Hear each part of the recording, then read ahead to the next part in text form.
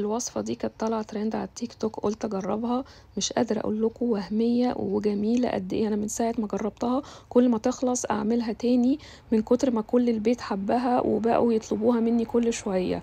هي عبارة عن 3 مكونات، 2 اساسيين وواحدة بنغير فيها. جبت موز قطعته ترانشات على ورقة زبدة، لازم يكون محطوط على ورقة زبدة. هنسيح زبدة فول سوداني ونفردها عليها، وهنسيح دارك شوكليت ونفردها عليها. لازم نكون فردينها على الموز كله عشان تتماسك. واختياري ممكن نزوق الوش بأي حاجة. أنا زوقت بجوز هند، بس بعد كده بقيت أعملها ومش بحط حاجة على الوش. برضو جربتها بالتمر، شلت النوى وبرضو رصيتهم جنب بعض على ورقة زبدة، وعدت نفس الخطوات تاني. سيحت زبدة فول سوداني وفردتها، وسيحت دارك شوكليت وفردتها. بندخلهم التلاجة حوالي ساعة كده يجمدوا عشان نعرف نقطعهم بسهولة.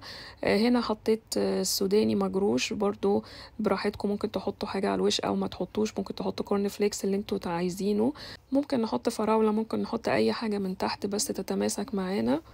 مش قادرة اوصف لكم طعمتها، لذيذة لذيذة مش طبيعية. لازم تجربوها عشان تحكموا بنفسكم. هتخلص هوا، وكل ما هتخلص هتعملوها تاني وهتتفننوا بان كل مرة تغيروا في الفاكهة او الحاجة اللي بتحطوها من تحت.